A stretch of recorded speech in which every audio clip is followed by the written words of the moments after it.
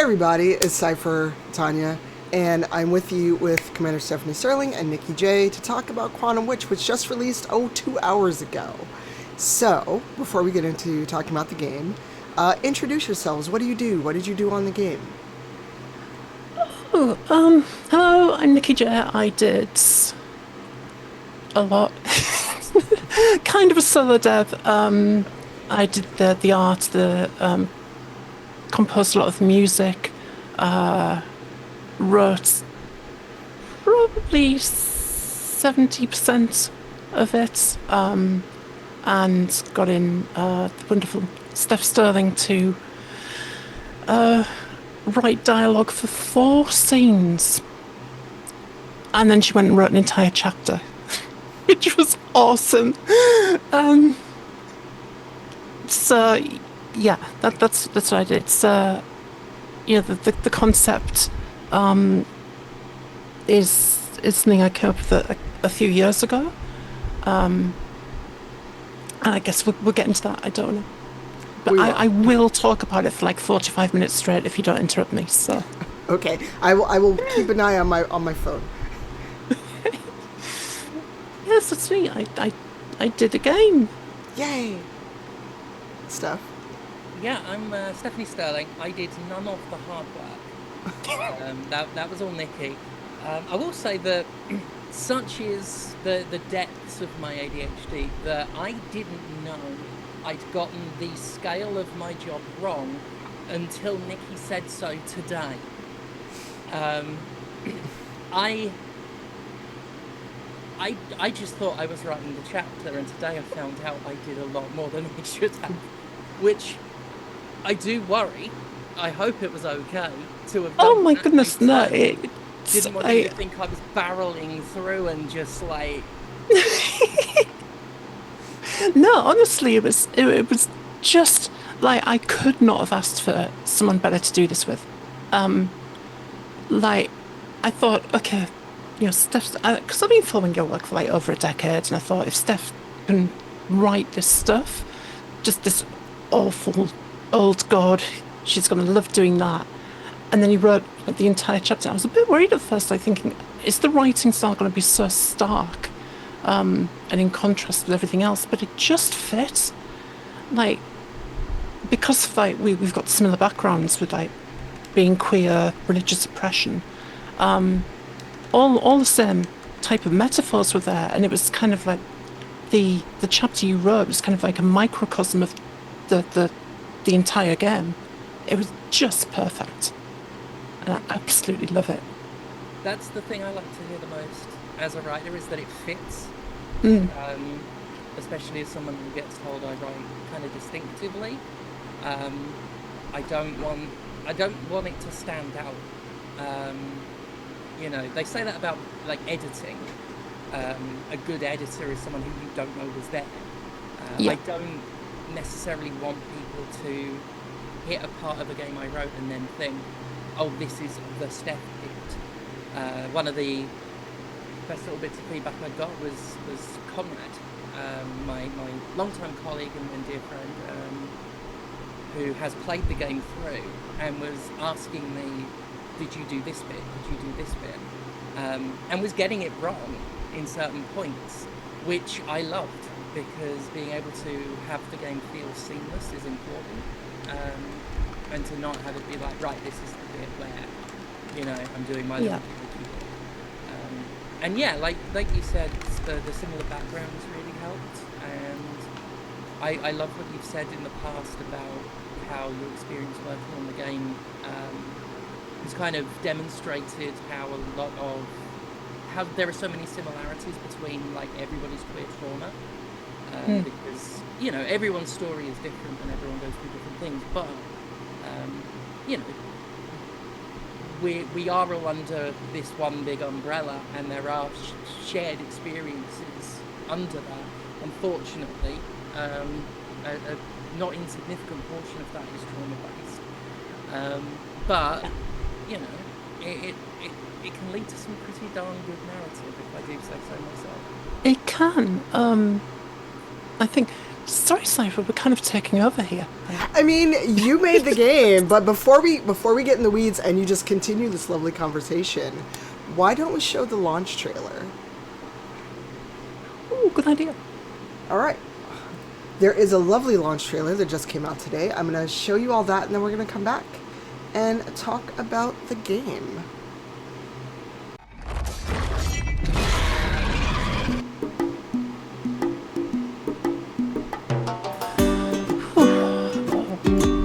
I need an aircon unit in here.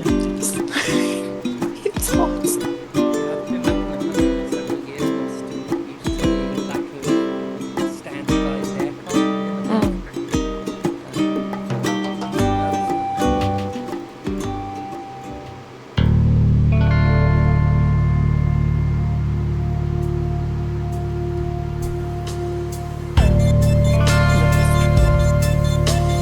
It really goes, this is not a platformer. Do not expect action.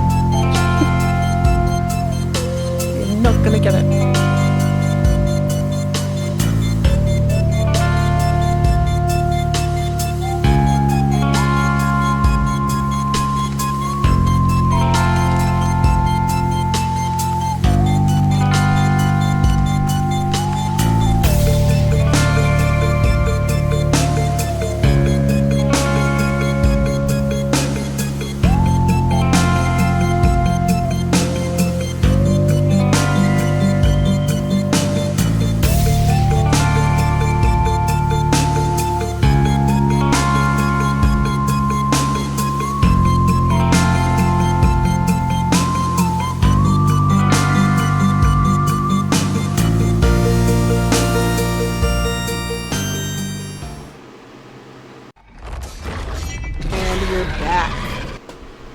So, we were talking a little bit before the stream started about how people should understand this is not a platformer. It's not like Hades or anything, it's not what people might expect based on how the game looks. Do you want to talk about that? Because I did play a bit of it yesterday on stream for the demo, and I fell in love with the writing immediately. The cheek and the sass, but I don't understand how people would have a preconceived notion about what the game is before they even saw it. I think it's because you can see that it's people can see it's retro-styled graphics. It's like that mid 16-bit, early 16-bit era type graphics, and the main character's walking around on platforms and doing some jumping. So technically it's a platformer, but it's not. That's not what it's about. The platforming is just incidental. It's just a way of getting you from place to place, and an alternative to pointing and clicking. Because I wanted this on console, I wanted it on Steam Deck as well as PC. The game is about choice. It's about freedom and about being able to make choice. The character you play, Ren, is, especially in the early parts of the game, the only character who can make choices. The only character you see make choices. Everyone else is just doing what they do. It all seems pretty idyllic and nice, and it's always good weather, and everyone's happy and calm. But they're also very isolated. There's a huge wall going around the village. So even though there's nothing wrong, they are in a cage, and Ren starts to make her own choices and explore, and sets off a chain reaction that leads to, goodness, 1 of 5 or 6 different endings, depending on what you choose. So yeah, the game's all about choice. There's a lot of metaphor for suppressing identity. The part Steph wrote is makes that metaphor very, very clear in Riverhome, which is a village. It's kind of a sister village to Ren's village, Huss. They're kind of parallel to each other, which again was just a fantastic writing. It kind of happened organically that we both wrote these villages that turned out to be mirrors of each other, which is Yeah, there were incredible. points where we hadn't seen what the other had written, and Mm. yet some of the characters had these direct correlations between Yeah. villages. Yeah, it was.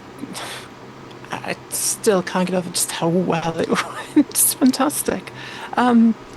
Yeah, and you get there and you find their identities are reduced to labels. They're not allowed to be anything more than their labels say they are. We've got a character And called Vending Machine Girl, who yes, is just the NPC who hangs out by the vending machine all day. Oh, okay. That was mostly because in the script I hadn't come up with any names yet, and I had just given them very functional names. So I had this idea for a character by the vending machine, just for a little throwaway joke, and then looked at the name Vending Machine Girl and thought, you know what? I'm struggling with a name for this one. What if I'm a lazy hack and I turn it into a joke? However, I'm very lucky with my lazy hack tactics, and often it takes on the appearance of profundity. So it worked very well with the other metaphors and other sort of themes going into the game about identity and sort of being able to have and own your own choices. So what started as me just not wanting to come up with 15 different names. Okay, but I'm going to push back. I don't think that's a hack because it takes talent to write humor and do it well. No, thank you. I am overblowing it a bit. Like, it wasn't that lazy. Yeah. I did have it was one throwaway joke Yeah. that I then applied to everyone else because it worked. Oh, it worked. I want to talk about how you came to join the project stuff, but we actually have a question from chat if you want to take questions now or as they come up. So Mur Lafferty, Mighty Mur, is in chat, and she has a question of, would you categorize this as interactive fiction? yes, definitely. It's 100% a text adventure, but presented as a platformer. Excellent. And hello everyone in chat. We're gonna do Q&A kind of either as it comes through naturally or hold a little bit of time toward the end when we talk more about the game. But please make sure to throw a question in chat and preface it with a question so that I or a mod can grab it. And just like when I moderate panels in real life, have an actual question. If you just want to chat amongst yourselves, that's fine. But Steph, how did you wind up joining the project? 'Cause I know you've been doing a lot of game writing lately. Someone in chat mentioned also your work on Date Everything, so congrats on that as well. Thank you. Yeah, that's been great. That's been a lovely time. Yeah. So I've been sort of moving into that as a career now. It's sort of very much in the past few months has become my full-time job with like various writing projects and stuff like that. I started off on Vampire Survivors, writing first the bestiary for that, and then I've done some other work with Pumpkin since then, and we announced recently I'm doing the sort of co-writing the lore book that they're reading with Grimoire. That led to Date Everything. Ray Chase, who directs Date Everything, saw the work on the bestiary in Vampire Survivors, and originally was looking to have something similar in Date Everything, and tapped me to do that. That changed over time. That became me writing the flavor text for all of the items you click on and the character Barry styles that I wrote. But that led to that, and Date Everything gave me the confidence to think, like, I could do this. Like, this could be my thing, what I'm doing. I've always wanted to tell stories, and like that's what I wanted to do more than anything in my life, is just tell stories. And never had the nerve to do any of it publicly. Date Everything is the first sort of proper narrative that I've written, and that has been publicly seen, and quantumwitch now is the second. But yeah, after Date Everything and the way Ray sort of responded to what I wrote, and that sort of gave me the confidence to do it, and I'm like, right, I've got a real taste for it now. I want to keep doing this, and I think I'm pretty decent at it. So I was just sort of putting it out there on like Blue Sky. Just, you know, I've wrapped up to date everything. I'm between Vampire Survivors projects, so I've got space and a real itch to keep this going. So yeah, just put on social media like I'm available for more work. I think it was within 30 minutes. Nikki sent me a trailer for quantumwitch, specifically a trailer showing the character known as the Skeleton, who can see through time. And that trailer it just absolutely charmed the pants off me, and I accepted there and then. I just, yeah, within 30 minutes and 30 seconds, between... You knew your weakness. With Nikki Queer mentioning skeletons. and then me looking at the trailer, I was, you know what, you had me at the skeleton who can see through time. I'm on board. And then, yeah, we hit it off. I just started, working on it. Nikki talked me through the plot and everything, and I now know that I was tapped to just write some lines for this character Ladicoda, one of the antagonists, or certainly the antagonist of the chapter. But yeah, was given that job, and then have learned today I did a lot more than that. That's why I rejected your first invoice and said, what? No, you're getting more than that. Yeah, that's been a fun part of the job, is learning to value myself. And not Good. Yeah. be like, I wish I'd learned that for wrestling, the amount of promoters that take this. But yeah, like knowing my worth through all of this, that's been one of the best bits about doing the writing that I've been doing. And Nikki was a huge part of that. Thank you. Because I undervalued myself. I won't talk exact figures, but the rate I gave to Conquer, they fired back with, we're not paying that, that's unethical. And then they increased it. Good. Because they said it Good. would be unethical to pay me what I was valuing myself at. And that was the first case of it. And then it was Nikki's partner, who really just sort of kicked it out of me, because I gave the rate. Nikki emailed back and said, yeah, my partner says that's stupid. Her actual... looked it up, and I kind of, every time I'm asked to like give a rate for something now, I kind of think to that, like, don't be stupid about it. Her actual words were, that's stupid, she can fuck off. Oh yes, I remember the full quote now, yeah. So I'm going to commit that to memory whenever I'm sort of contracted on something. That's Oh, and if you need a reminder, just message me. I will also do the same thing. I will absolutely do that, because I messaged someone to do an update to my channel trailer, and they're like, "Oh, I'm only charging $30." I was like, "What? For video work? No. I'm paying you way more than that."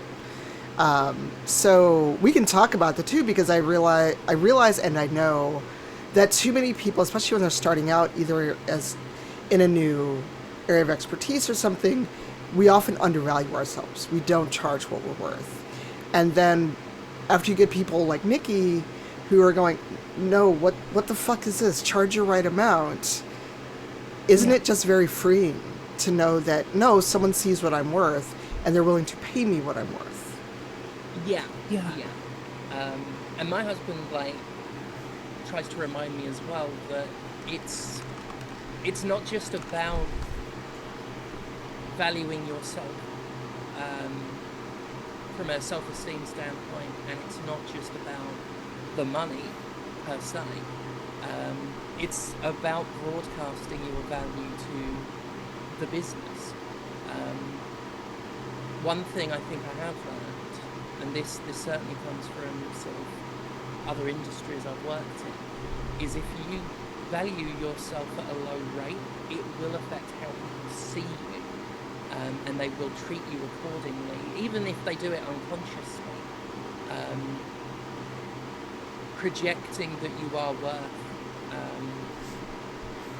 that level of consideration is important, just for your career, I have since learned. So yeah, I try now to hit that right, because when you're in like any sort of artist, creative person, you do struggle to see the value of your own work sometimes. A lot of people do, certainly the people I know. And it's just tough to know what to judge, because on top of that, you also worry a lot of the time, well, what if I ask for too much and they say no? And that again is also something you don't want to communicate to anyone who wants to hire you. You don't want them to think you're desperate, because they will be like, well, why are they desperate for work? And the reasons will almost certainly be perfectly reasonable, but you don't want them to think there is some reason to undervalue you. So don't undervalue yourself, because that's the biggest reason you can give. Oh, absolutely. And it's also making me think about identity, because I know a big part of the game, the characters that we will meet, is very unapologetically queer. It's talking about identity and self-discovery. So how does identity and who the characters are, play into the narrative and the many branching pathways that we can have? Because you said there's like 5 or 6 different ways the game can end. Yes. What I tried to do, so the area that Ren comes from, main character against Ren, she lives with her wife Tyra, and it's a village of lesbians. You write what you know. This house is just full of queer women, so most of my friends are queer women as well. So it's just, this is who they are, and everything's fine, and they don't come up against any real oppression within their world, because that's kind of what I wanted to create for my family and friends. But when Ren gets out of that and finds that other people's identities are suppressed, and there is this, I wouldn't say malevolent force, but there is definitely some kind of creepy force silently watching her every move and judging it, that you come across in the later stages of the game. And you become very aware that the choices you've made, even if you think you made them for the right reasons, there are other spins on them that someone can use them against you. And I saw one playtester just switch off the game and get extremely angry because she had made what she thought was a completely good, pure choice. And this character said, actually, that was a bad choice to make. And she got really angry. She's like, that objectively was not a bad choice. But I wanted to make each choice in the game not fit into good and bad. It's just what the player judges as being the choice they want to make.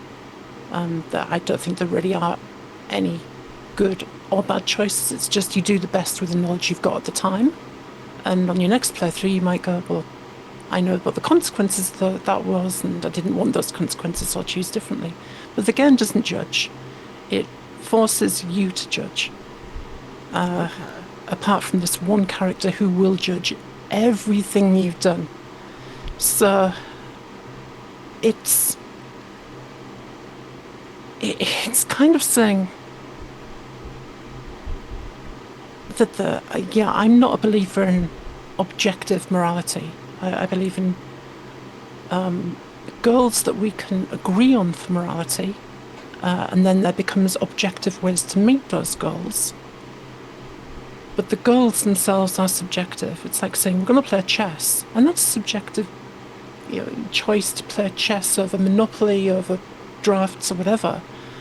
But the rules of chess are objective. So if you say, our system of morality should be to promote well-being and reduce suffering, there are objective ways to go about that. So in the game, if you say my goal for this is to get to this particular objective for Ren, there are objective ways to go about that, but it doesn't force any of that on you.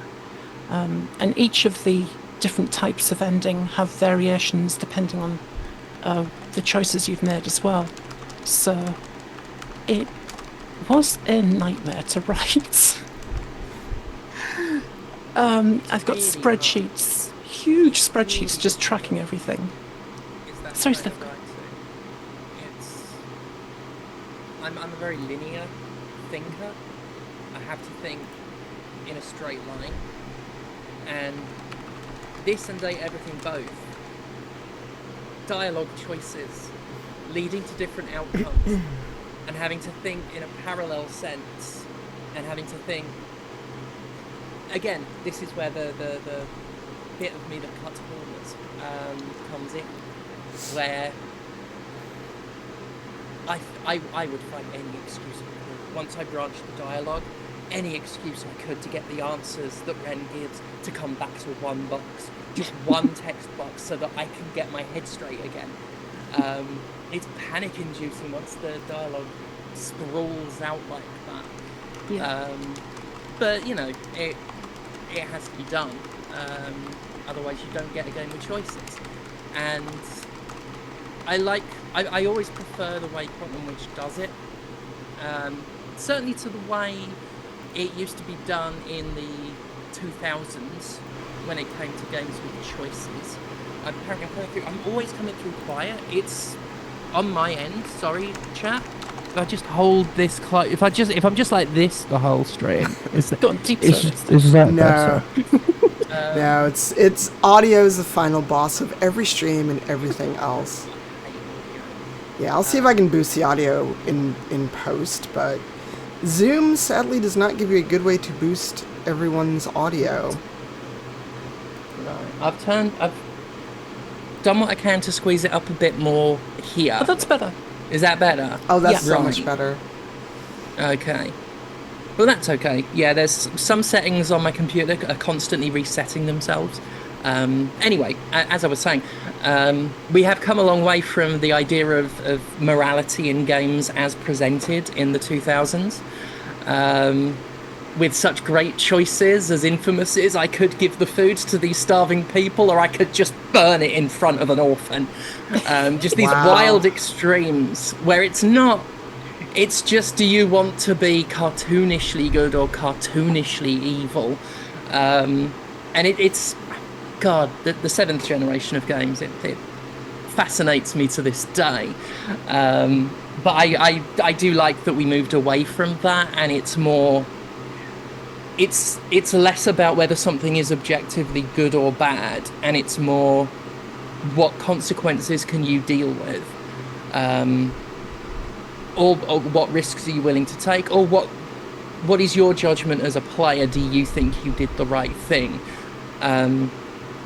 When we had games where it was a lot more common to have sort of your objectively good and your objectively bad karma meters, that always ran the risk of games telling on themselves, for one thing, with their idea of you know, it can report a lot about where a writer's coming from when they start telling you what's good or bad.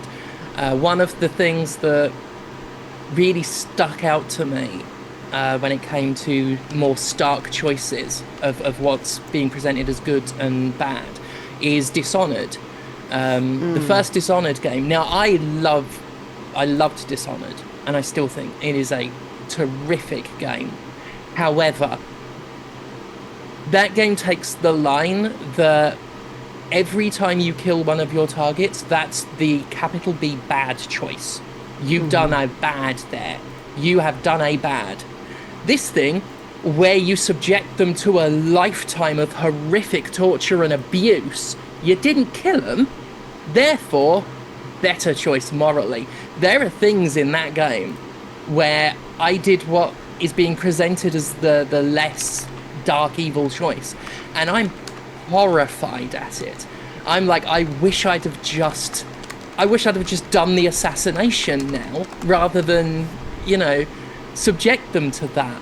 Bioshock 2 is another one I always think of with the character. It's been a long time since I played it, so forgive me if I get anything wrong here. I think the character's called... I was going to say Gil, it's not. It's Alexander the Great, doesn't he call himself? I think so. Yeah, just sort of this body horror in a jar, a giant jar, basically. And you get a choice there. Spoilers, just pre-warning for folks. And the choice is between letting him live and killing him. And again, the killing is presented as a bad thing, even though so much of the information you get suggests that is a mercy compared to what he has become and everything. So, yeah, I much prefer the way games are done largely now, and certainly the way it's done in Quantum Witch, where it isn't this objective right or wrong, because you will get players disturbed by that. If you get it, if you communicate an unintended message with that, you will leave players disturbed, and you don't want to do that. You want them to think, ideally, and yeah. So basically, once we moved away from karma meters, I think the idea of morality as presented in games got markedly better. I think that's one of the reasons that Quantum, it's going to be a very divisive game. It is destined for the mixed reviews. Because people, especially with like indie platformers, people want to have a very clear objective.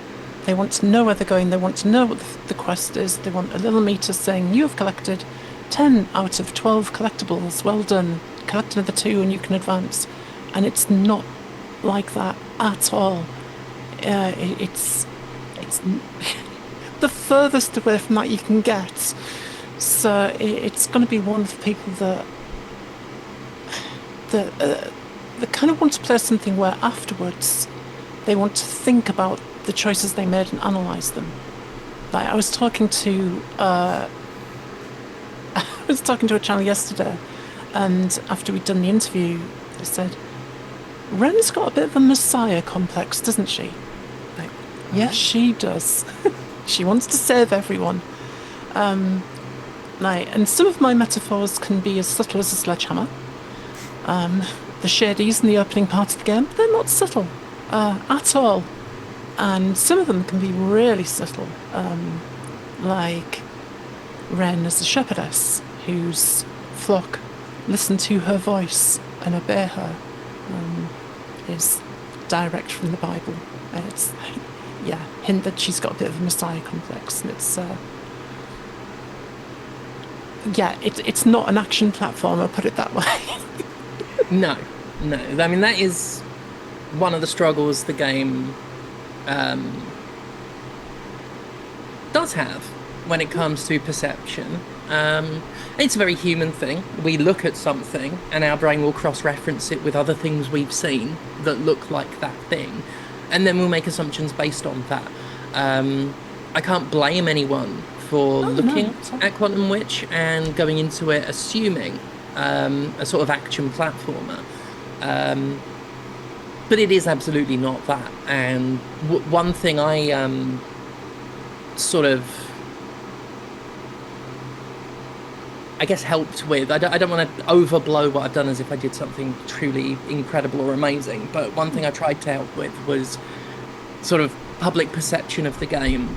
I know at one point there was a trailer put together that made Quantum Witch look very much like an action platformer, and so my advice there was like, let's change that.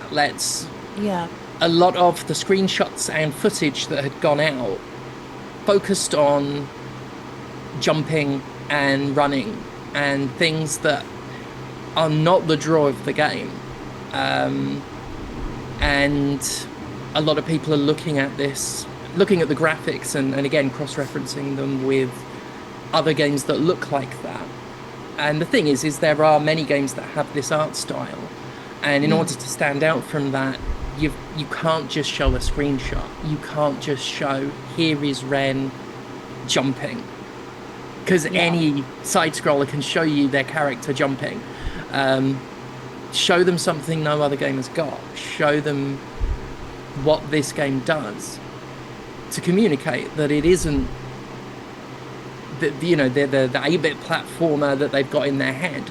And so, I think Nikki put together a trailer like within an hour of me sort of talking about that, and it was awesome. It was just fantastic, and it communicated so much about the game's tone and how it was going to carry itself. And I've been doing media work for a long time, and I know full well that you can communicate something until you're blue in the face. And there are going to be plenty of people that still have the preconception and will not shake it. So that is something the game, I think, will continue to sort of brush up against. Is, you can, certain people, you can like shake them by the shoulders yelling like, this is not an action platformer, and then they'll sit in front of it and go, I expected an action platformer, what is this? But yeah, it is important to sort of like just make very clear that this is more in the adventure game space. It is that interactive fiction kind of definitely thing. It's driven by its story. It's a text adventure on platforms. That's what it is. And I remember that trailer and your advice about it. 'Cause my little ambition for that trailer was, get people in thinking it's a platformer, and then they'll discover all of this depth. And I didn't realise, get people in thinking it's a platformer, and the audience you attract will want a platformer. It's an easy trap to fall into. That's my first time doing this. I think because sometimes subversive marketing can work, but when it doesn't work, it goes very, very wrong. Very wrong. So you do have to really be careful about where, because what you want to do is you do want people to be pleasantly surprised. You don't want them to feel tricked. And I think that certainly as we've gotten closer to launch, I think that line has been trod really well. This sort of not promising an action platformer, but certainly not quite cluing in the surprising level of depth that there is to it. And it's such a hard thing to do, because you don't want to show too little, but you don't want to promise what isn't there. Marketing is awful. It's so hard. It is so tough to sell a thing. And that's kind of why I'm braced for a round of reviews that are mixed. And then in a month's time, for things to kind of trickle out. Like, there's one reviewer who just said, this is the hardest game I've ever reviewed. Not in terms of the game's difficulty, but in terms of writing the review. Because it's the most impactful game I've ever played, ever. Oh, wow. And they said, this is the video review. It's like 14 minutes long, and they said they've got a video essay that they're writing, which will be a long-form video essay called The Philosophy of quantumwitch. And that is amazing. That's so really I'm hoping cool. that type of thing starts to come out, and people go, yeah, this is something different, and this is something which will linger with you. There was another review which they were very naughty, and they published it before embargo, so I got to read it. It was lovely. Who said, I prepared myself for a choose your own adventure story that lasted about 3 or 4 hours, and that's what I got. But then I played it again, and then I played it again, and then I lost an entire weekend to it. And they're like, don't let this one go, you have to play this. So I think it's that type of word of mouth that's, if it's going to find its audience, it's that type of thing that'll do it, rather than mainstream reviews saying, this has got good retro graphics and the platforming feels all right. 7 out of 10. Yeah. What's interesting, though, is, so, like I said, I played the demo yesterday, And the bit that we got through, I was cackling the whole time, but I feel like, okay, we've got the humor. Now this is about to get real dark, because I found the skeleton by accident. Yeah. I ran past a waterfall, and then I saw a door, and I was like, wait a minute. Why is there a door here? And then I found the skeleton who can see through time. I'm like, what is happening? Why is there a skeleton? And I feel like there's a lot of those moments that will come through where you're just like, well, I found a door. Let's see what's here. Then you're like, oh, I found a door. I don't want to be here. I'm going to go right now. Yes, especially when you leave Huss and you kind of go into this, I won't say it's I would say it's just directly inspired from the Black Lodge in Twin Peaks. It's very much that. The soundtrack is very, this is an otherworldly, interdimensional place. And there's some, some areas in there which are just there for comic relief. And there's some areas there which are, have a good mix of message and humour, like that's where River Home is, it's there for art. And there's some bits there which are just dark, where giant skeletons judge your deeds and express regret that they can't rip you to pieces. And yeah, it gets surprising. I tried to make the tonal shifts kind of gradual. However, because it's about choice, the player has a choice to go wherever they want. And they can go straight to the darkest place if they want to. There are signs warning them that, hey, this is what's going to happen if you go in here. But players to players, they're going to do what they want. So, yeah, it's... I've forgotten how the sentence started. We've wandered a bit. I guess what I'm curious about too, because these kind of games are my jam. Sometimes I get frustrated when the puzzles are a lot. Did you think about that in terms of what the player's doing, or is it strictly narrative? Are there moments where you have to kind of figure things out with puzzles? Because those are games where I'm like, I love this game, I'm just really bad at puzzles. So, strangely enough, there was a couple of bits of feedback from pre-release reviews saying I got really frustrated going around in circles in this part because I didn't know what to do. So I added in more hints. I really wanted the initial world to be completely open world, no hints what to do, you just go and discover it. Thinking, oh, of course people are going to go and try this and try that, and people don't. People need that hint because they haven't built the world and they don't know all that stuff is there. So I did a small release today where the skeleton and Ulfa, who's outside of the dojo, directly tells you, now you've done this part of the world is open to you, go investigate it, which helps move the story on there. I think that's the bit of the game that I got the most wrong, was not providing enough hints in the opening area, which thankfully now I've fixed, because I actually wrote a custom scripting language for all of the interactions, so it literally takes minutes to add in extra hints and stuff like that. I did that and released it. My goal really was, don't have the player in a situation where they're trying everything with everything else to make something work. Present them with the choices, let them choose the choices, and let that lead naturally onto the next section. So they're never in a situation where they go, well, what should I do? There's always something there leading to the next bit and the next choice they can make. But also, don't tell them what to do. Don't say, now you must make this choice, and this will happen if you choose this. And it's an incredibly difficult line to tread, getting the balance right between those two things. If you get it wrong, then you end up in a situation like the game was yesterday, with no hints and players going, I don't know where to go. But then you get some players who go, well, I'm just going to explore everything and get it and find these things. But you're going to have that percentage of players who need that bit of hand-holding at the beginning.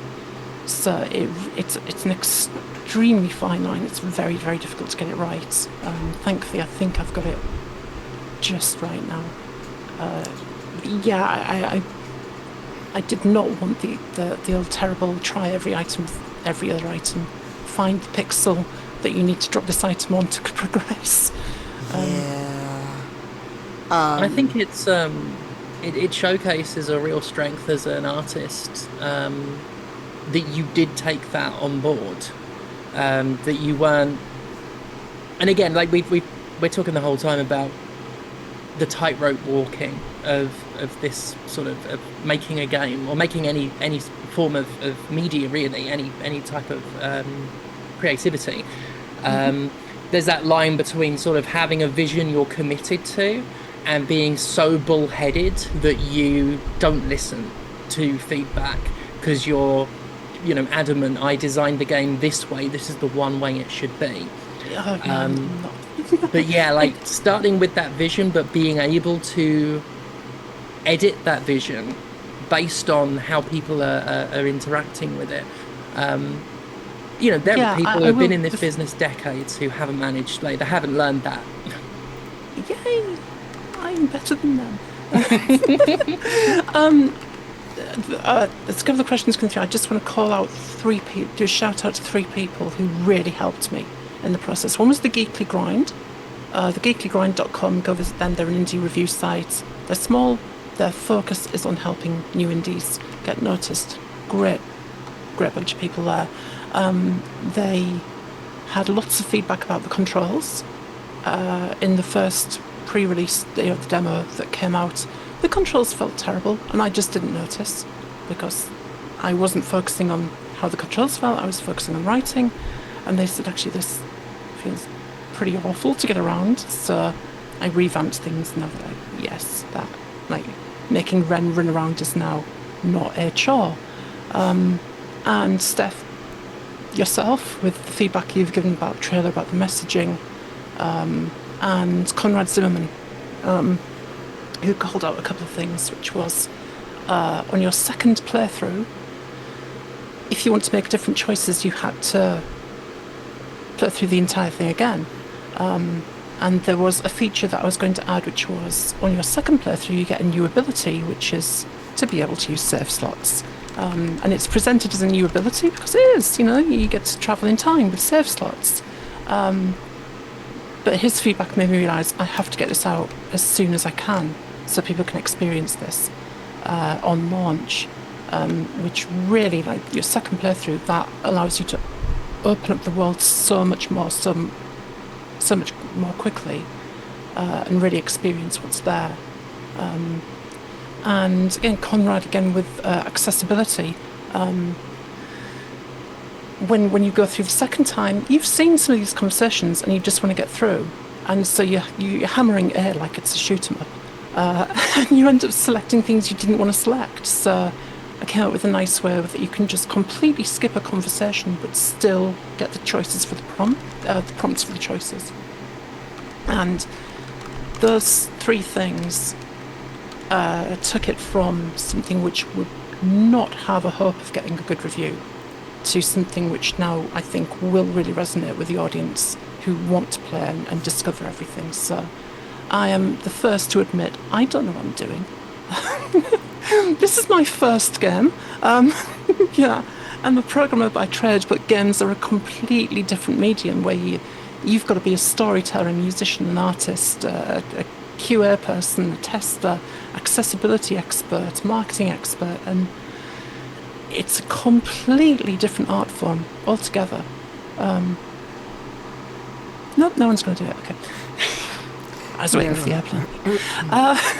No worries. I'm just enjoying watching you two banter. It's lovely. We do have a few questions. I threw them in our Zoom chat. So whenever you're ready, or Steph, if you have something to add, feel free. Yeah. Favorite part and character to write. For me, the skeleton who can see through time. Definitely 100%, because they kind of start off as a comic relief. I'm the character that just appears and gives you hints, and there are 3 endings which, if you get, you find out a lot more about them, and you start to see their dialogue and what they're doing in a new light. And maybe you'll start to question their motivations and what they're up to. So I love characters like that where, yeah, like a twist ending on a movie, you watch the movie again, and then you're watching that character all the way through with the knowledge you've got. And it was that, writing that character that people were saying, is there going to be a New Game Plus? And I thought, actually, the New Game Plus, the ability that you take forward is the knowledge of what happened on your last run.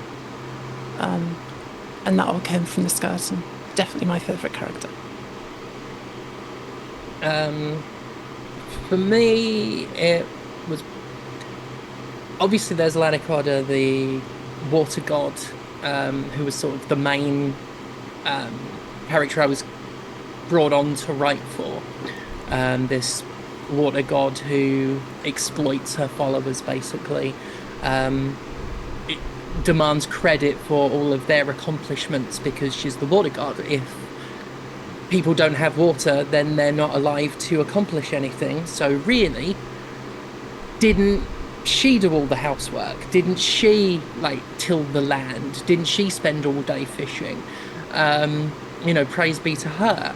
And then I put a lot of sort of my experiences of living in Mississippi in there, sort of my years in the deep south, where there was a lot of that, a lot of people not giving credit where it's due because they'd signed all of fate and all of their agency away, which, it's not a statement on having a belief system. It's about the extremity to which it can be taken, because I know Nikki with her sort of background as well, like, we've seen some extremes, and I wanted to rope a lot of that in, and I also Lanicoda is very emotionally abusive, and that's something else that I've dealt with in my life, and I put a lot of that into it as well, where she uses that lack of agency to instill learned helplessness in her followers, to get them to feel not only like they haven't accomplished anything, but that they can't accomplish anything. That if they were given freedom, they wouldn't even know what to do with it. Which again is sort of, I've been in relationships where I had that sort of, where would you be without me? You can't survive without me, and you get convinced, and then that allows you to put up with all sorts of abuse. Now, that thoughtful answer is what I would give if I hadn't have also written the Fish Pilgrims, who are my actual favourite characters to have written. They are... So with River Home, the setting I wrote for, with that worshipping a water god and then being so devoted, they've made it the basis of their entire culture, anything to do with the river that runs through their village and the water that comes from it. So some of her most ardent worshippers are called Fish Pilgrims, and they spend all day dressed in anatomically correct fish costumes, and there's a little bit, it's hinted, it's not a major point, but it is hinted there's a bit of a schism in the faith as to whether it is best to stand with your feet in the tail of the fish costume and wobble about all day trying to keep your balance, or lie on your side and flop about on the floor to be a lot more fish-like. And so you've got the I forget what I called them, the floppers and the flippers, I think they are. And you have a chat with two of them in particular, one of whom is wobbling on the floor, making fun of the other one, who's balancing all day like a dickhead, essentially. And then one of them also just casually drops about how their entire family drowned, and that's great because it was their god saving them the pain of wondering what happened to them. So praise be to her. for giving them a sense of closure. Wow. And then it's back to flipping and flopping. It's little lines like that that really got me when I met the skeleton. Oh, no, not the skeleton. The character that you train with in the beginning in the demo. That's just the one big leg. Shimamura. When Shimamura is talking about, you can't just make comments about how people look. And I was like, oh, okay, so it's that kind of a game. It's going to slap me once in a while with these pearls of wisdom. Because I was like, oh, you just didn't flinch. You just went right there. Cool. It's my favourite way to write. And it's one of my favourite tropes is sort of the whiplash. The get them laughing and then hit them with something real. Yeah. And then before it gets too dark, pull them out of the brink and get them laughing again. And that's something I've tried to bring to all the games I've worked on so far and sort of anything I've got in the works. It's very much my style of thing. It's my exact kind of writing and storytelling. You'll see it as well in like the Vampire Survivors Bestiary, even, where it's all puns, it's all like dad jokes and silly wordplay, and then you'll suddenly get this entry that's incredibly like disturbing and weird, and then it's right back to silly running gags and stuff. And there's a good sort of vein of that running throughout Quantum Witch, where it is a deeply lovely game and so charming and very funny. And then just these moments of, oh, that got real for a second. But it doesn't linger there. And that's well, like I say, it's exactly what I like in a story. I like something that will not wallow in the misery, but just show it to you now and then. Or as my trainer tells me, look inside the pain cave. Don't walk in. I mean, he tells me that more about physiotherapy, but I think it applies here as well. I will say there are a couple of endings that are bleak. There are 3 categories of endings. There's, oh, happy, everyone's good. There's kind of interesting endings, which kind of leave things open-ended, but if you've played through a couple of times, you'll get what's going on. And then there's just really bleak. Oh no. There is an achievement called Everybody's Dead Ren. Oh, well. and one of my playtesters got that on her first playthrough. Oh no. My goodness, the choices you've got to make to get that one. Oh. So yeah, it's the endings you can end up with do take on the tone of your choices, and if you made choices that lead to a bleak ending, that's what you get. But that's why there's so much help for second playthrough to be much easier to have you take control of choices and experiment, especially when you've got the checkpoints that you kind of travel back to where your last choice was and make something different. But speaking of multiple playthroughs, we did get a question about how long do you think how long would you say that the game takes for a single run? For a single run, so I've seen some people run through and do it in 2 hours. Oh wow! They missed a lot of content.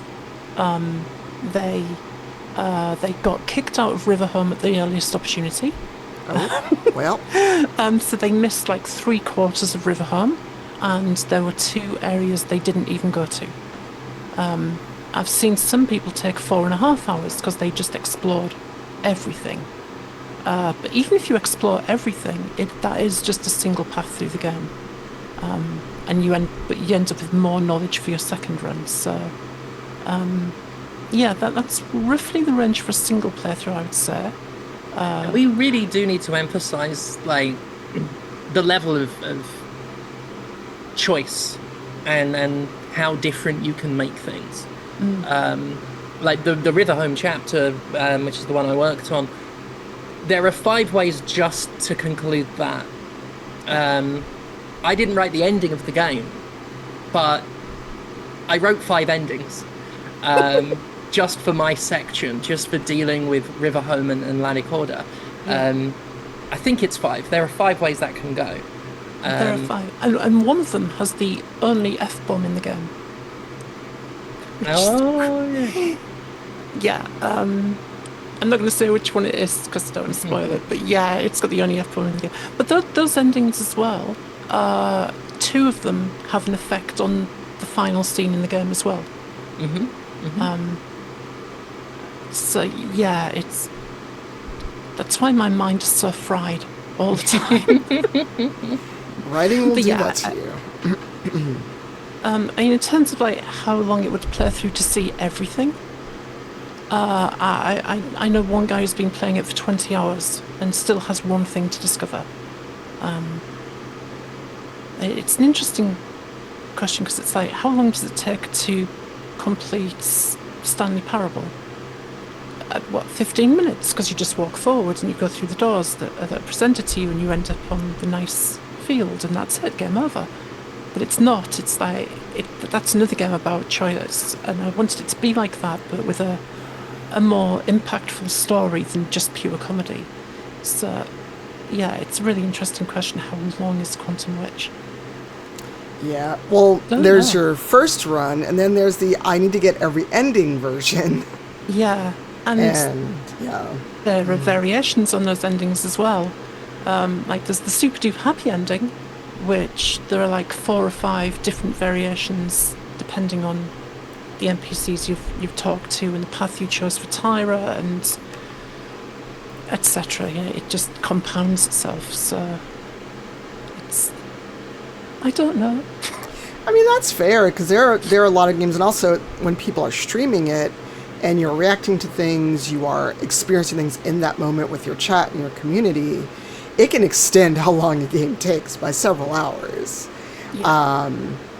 So I'm looking forward to running around in it, because just the 20 minutes or so I played yesterday, I was like, well, you saw my all caps, I need this game right now.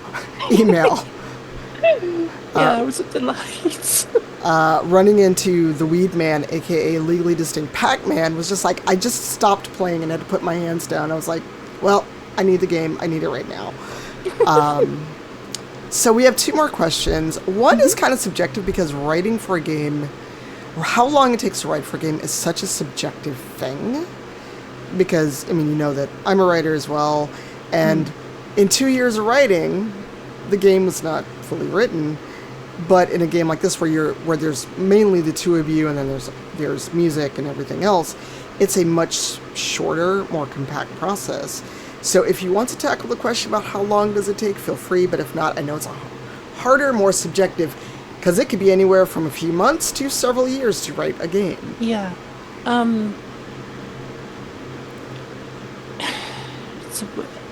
It's interesting because where the narrative is partly doing the player. So Riverhome is more of a linear chapter, because it is a standalone chapter. It has a definite beginning, it has a definite ending, the 5 different endings, but it does, the path through it and all variations on those paths. The game overall is very open world. There may be things that the player just never does. There may be things that the player half does and then abandons, and that all has to be taken into account.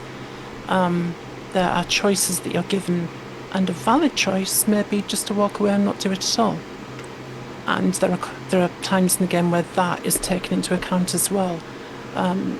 So while it's a small, it's a short game, it's a short story, 2 to 4 hours. The depth of the game is way more. The total word count for the script is around 32,000 words, which is significant for a game script. That's why it's not voice acted. Could not afford it. And I spent, it must have been about 2 years just getting that right. Playing it over and over again, taking every path I could think of, and then giving it to people and saying, I'm not going to tell you anything about this. Just go play it. It's totally choice-driven. You are in charge of what happens. Go make things happen. And then sitting there watching them do it and being surprised that they, sometimes just walked away from choices. And I think, oh my goodness, yeah, that is a valid way to progress the story. I've got to take that into account.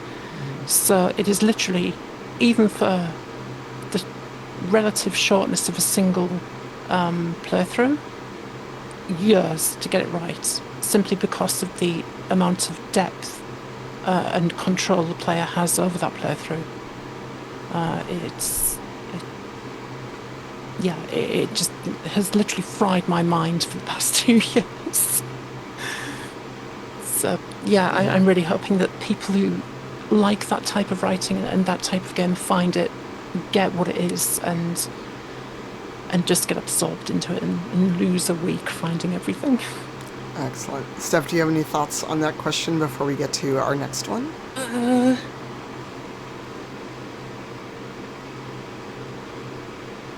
It's difficult for me to answer from another perspective, because with some of the gigs I've had, I don't hand it in as soon as I've done, because I don't want people to think I've rushed it. I don't know if I've ever met a writer faster than me. And at the risk of sounding arrogant, I think I'm a pretty damn good writer. And I worry that the speed with which I can come up with something will make it sound like I'm like rushing out shoddy work.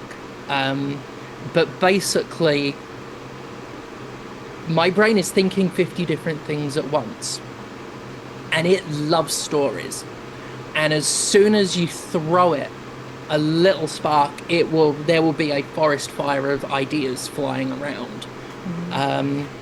So I could get you a book chapter in a day, and if I was super excited about it, I'd get you it in an hour. And it would be good. Like, I want to emphasize, it would be good. I had a meeting a couple of weeks ago. We were discussing certain books and stuff, and the product manager in the meeting mentioned that there was a type of book she'd always wanted to see done, and it got me really excited. And then about 45 minutes after the meeting, I gave her a page that I'd just written as an example of what it could be like, and I think I've sold that book, so I think I've gotten myself a job, just based off of me being excited for like 45 minutes. So yeah, if I were to say it doesn't take me a huge amount of time, I don't want it to sound like I'm saying it's easy, or I didn't take it seriously. If anything, I want it to communicate how excited I am about the project. I think overall, including also going through what I wrote to spruce it up, to change things, because obviously, I'm not going to hand in a first draft. It'll often take me longer once I've got that first draft down. So overall, I think I was attached to quantumwitch for a few months. And some of the character interactions, took me a good bit of time. And some of them, I was loving what I was doing so much, like 30 minutes for a not insignificant, like for an entire scene. I could get down the bones of it in 30 minutes. And then, spend however long fiddling with it after until I'm like pleased with it. But yeah, I'm this thing in my skull never shuts the fuck up. And so I try and make it a talent out of it as best I can.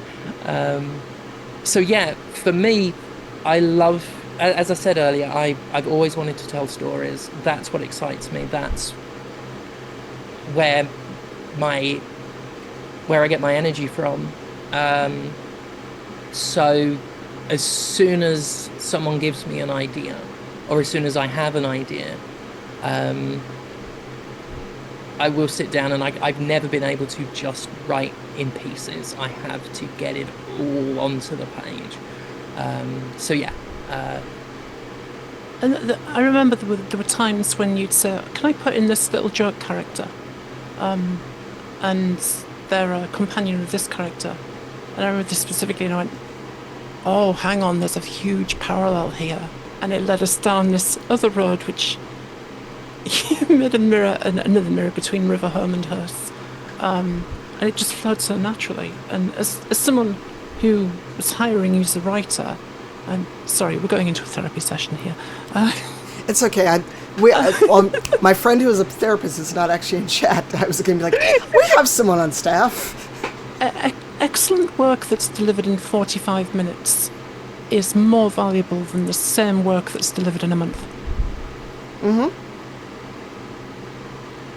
that's certainly what I hope to communicate. That Yeah, is like, absolute truth. If I was hiring a writer, go, I need this written, and 45 minutes you come back later, you come back, and it's to the quality of what you wrote, and it's just fantastic. I'm not going to complain. It's the old, it's the old. Oh, it's one of the leftovers of being paid hourly. You know, well, that means if you work more slowly, you're more valuable. Yeah, And that's not yeah. how things are. It's, you know, you're paid for your talent, and if your talent only takes you 5 minutes, then it's worth more because the client's got it quicker. So, Yeah. And we have one more question from chat, and unless we get another one, this will be our last question from Artificer. And because you were talking about books and being excited for writing books, what other media was an inspiration when you were approaching the project or coming up with it or joining the project? I've always been a Douglas Adams fan. Hitchhiker's Guide. Yeah, that kept me entertained for a long time as a kid. Absolutely loved Hitchhiker's Guide, and it was that kind of. It's the first thing that happens in Hitchhiker's Guide. The world gets destroyed, and it's hilarious, and I love that. So there's a lot of that in Quantum Witch. Terrible things happen.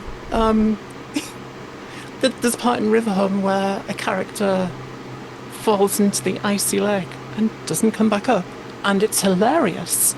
And I've had people say, that was really funny when the character drowned, and why am I laughing at that? I feel really guilty about laughing at that. I said, look, if we're getting you laughing at inappropriate times, we have succeeded. It's great. I don't know. Maybe they deserved it.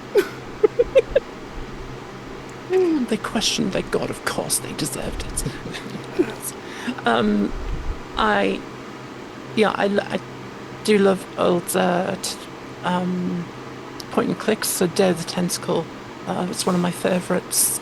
That was a big inspiration. The art style is kind of a slightly more rough and ready version of Dark Side Detectives art style, with a bit of Celeste. Those are my inspirations for the art. And the music mainly came from Chrono Trigger and Steven Universe. All right.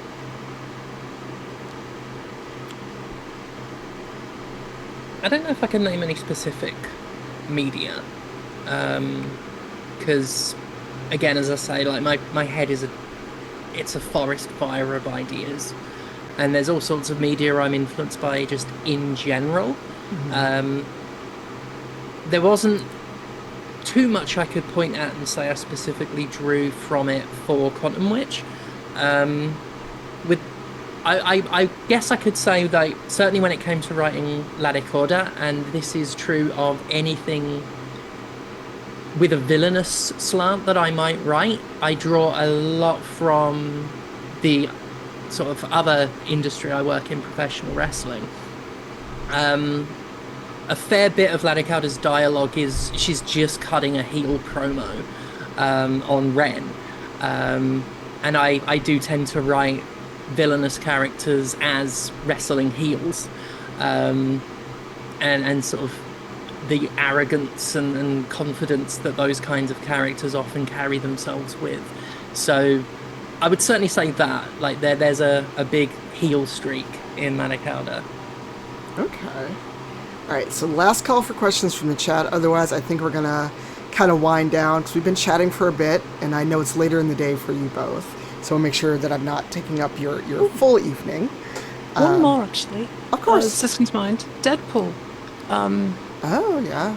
Deadpool knows he's in a comic and he makes fun of the writers. And there's a couple of bits where one character makes fun of the title of the game. And Okay. there's another bit in River Home that I slipped in where they make fun of... There's a character who's named, and her name is a homophone, which gives away part of her character. And Latcowder and Ren have a good giggle about that and insult the writer who came up with that. And then they immediately, after they're done giggling, snap back to their characters and carry on with their scene. And I love that joke because Latcowder's name is the same thing. It's a species of sea snake, so... All right. So you're making me want to, like, go play as soon as we're done. So I think that's it. Is there anything else you want to talk about in closing? Because I read your developer's letter, which is very lovely. And, you know, I'm looking forward to playing more of it, playing the whole game, playing it more than once. Because I have a feeling it's going to be one of those games that kind of sneaks up on you and gets its hooks in you. Like you said, where did my weekend go? Oh, I've been playing this game all day, every day. I hope so. That's the aim. No, I think that's... I just want to say thank you for inviting us on. It's been so lovely to meet you. Oh, this has been great. It's great to talk to you again. I can't remember the last time we chatted. It must have been a... You were a whole other minute. person then. Yeah. Good Lord. Yes, well, hopefully it will not be so long again. But with the current state of the world, who knows when I will actually get over there again. Or encourage anyone to come visit the U.S. Yeah. But hopefully it will not be too long. And we have Zoom, we have Discord, we have everything else. And like I said, in the near future, I love to play the game and have you both join me on voice. We can talk through the game, talk about bits that we encounter. So if not in the next few days, definitely once I'm back from an upcoming trip. So that would be awesome. Yes. So before we end, where can people find you? How can they support your work? And if you can share what's coming up next for you, or if you're just going to go take a nap now that the game is out, feel free. So I am NikkiJayGames on Blue Sky. That's pretty much the only place I am, which is why I have a huge network to market to. She lied. And I don't really know what's next for me if the game does well. I have always envisioned it being a trilogy, with the second part taking all the lessons that I've learned from this one, really refining it and expanding the world, and I will probably need certain writing talents again if that happens. So yeah, that's me. That's what I'm hoping to do. Hey. And yes, I'm Commander Sterling on Blue Sky. Don't really use Twitter or anything anymore, so just Commander Sterling there. I Date Everything came out last week, and I wrote one of the characters and most of the flavor text for that game. Obviously, Vampire Survivors, you know, most people will have heard of that, and I'm always involved in different things to do with that. I was announced as a co-author on Vampire Survivors: The Grimoire, which is a book coming out in the future, detailing a lot of the lore behind the game, because there is some. And what else we got going on? If you're in the UK and want to see me get the crap kicked out of me, I am a professional wrestler as well, wrestling as Commander Sterling. My next date will actually be my comeback after taking some time out. That will be July 18th in Leeds, where I will be wrestling Kid Bandit once again in a sequel to our literally award-winning deathmatch that we had a couple of years ago. So it's going to be the squeakquel for that. Other than that, I think that's it. I think that's everything announced. And you're on Patreon still. And on Patreon, yeah, patreon.com/Jimquisition. That's me. Yay. And I've been your host, Cypher of Tier. I've enjoyed this. This was fun. I'm so excited about the game. Congratulations, because launching a game in this day and age is a miracle. So congrats on getting it out the door. It's been fun. I'm going to go cool off because the world is having a heat wave. And thank you all for being kind and not mentioning the fan, because I was not going to do this without a fan on. So we're going to go find someone to raid. And I will be around. The next thing I've got is I'm a guest of honor at Convergence in Minneapolis next week. So if you're going to be there, I'll see you. If not, I will be on with something tomorrow. I don't know what. It might be Lego. It might be chatting. I don't know. Or, I don't know, it could be Quantum Witch, because I didn't know what I wanted to play tomorrow. So we'll figure it out. But let's go raid someone. And thank you again for coming in. This will be up on YouTube soon if you missed it live. And I'll see you later. Bye, y'all. All right, look. OBS is hiding. We need an end screen.